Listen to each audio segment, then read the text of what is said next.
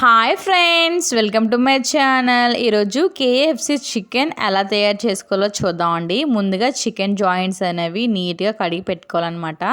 ఒక బౌల్లోకి తీసుకొని కొద్దిగా అల్లం వెల్లుల్లి పేస్ట్ యాడ్ చేసుకోండి. చాలా బాగుంటుంది అనమాట. మనకి ఎంత కావాలంటే అంత అల్లం వెల్లుల్లి పేస్ట్, తగినంత సాల్ట్, తగినంత పొడి కారం అనేది యాడ్ చేసుకోవాలి. తర్వాత కొద్దిగా చికెన్ పౌడర్ ఉంటుంది కదండి, చికెన్ మసాలా పౌడర్ అనేది యాడ్ చేసుకోవాలి. ఇవి యాడ్ చేసుకున్న తర్వాత ఇప్పుడు కొంచెం మనం స్పెషల్గా తయారు చేసిన గరం మసాలా పౌడర్ అండి. తర్వాత కొద్దిగా ధనియాల పౌడర్ అనేది యాడ్ చేసుకోవాలన్నమాట.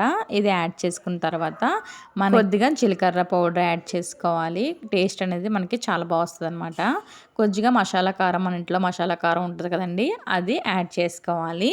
నెక్స్ట్ గడ్డ పెరుగు ఉంటుంది కదా, మన ఇంట్లో తోడు పెట్టిన పెరుగు, ఆ పెరుగు అనేది మనకి ఎంత కావాలితే అంత సరిపడగా వేసుకొని బాగా కలుపుకోవాలన్నమాట. ముక్కకి బాగా అంటేలాగా బాగా అనేది కలుపుకుంటే మనకి చాలా బాగుంటుంది. ఇది ఒక 4 hours 2 hours పక్కన పెట్టేసుకోవాలి. కొద్దిగా నానబెట్టుకోవాలన్నమాట.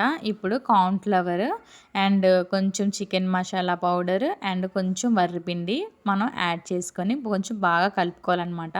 ముందుగా మనం ఐస్ క్యూబ్స్ ఉంటాయి కదా ఫ్రెండ్స్, ఐస్ క్యూబ్స్ అనేది ఒక బౌల్లో వేసుకొని మనకు సరిపడగా వాటర్ అనేది అందులో యాడ్ చేసుకోవాలి.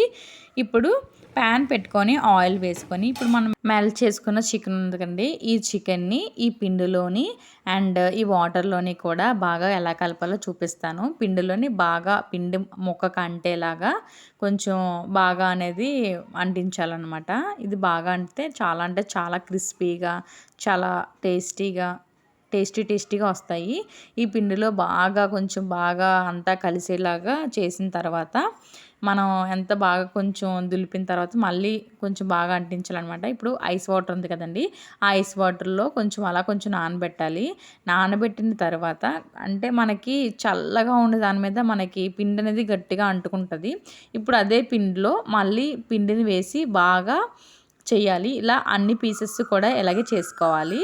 ఇప్పుడు బాగా పిండంతా దులిపేసి ఇప్పుడు వేడిగా మరిగిన ఆయిల్లో కొంచెం అలా వేస్తే కొంచెం చాలా క్రిస్పీగా కొంచెం బ్రౌనిష్ కలర్లో ఒకటట్టు కొంచెం అటు ఇటుగా వేయించుకోవాలన్నమాట. వేయించుకుంటే మనకి టేస్ట్ అనేది చాలా బాగుంటుందండి. కేఎఫ్సి కూడా చాలా 5 minutesలో కూడా రెడీ అయిపోతుంది అనమాట. ఇలాగని మనం మెల్ట్ చేసుకొని పెట్టుకుంటే చూసారా క్రిస్పీగా ఎంత బాగా వచ్చిందో. ఇలా అన్ని నూనెలో వేయించి తీసుకుంటే కేఎఫ్సి చికెన్ రెడీ. చూసారా ఎంత బాగుందో, చాలా గుమగుమలాడుతుంది కదా ఫ్రెండ్స్. మీరు ఒకసారి ట్రై చేయండి. లైక్ చేయండి, షేర్ చేయండి, ఛానల్ సబ్స్క్రైబ్ చేయండి. Bye friends.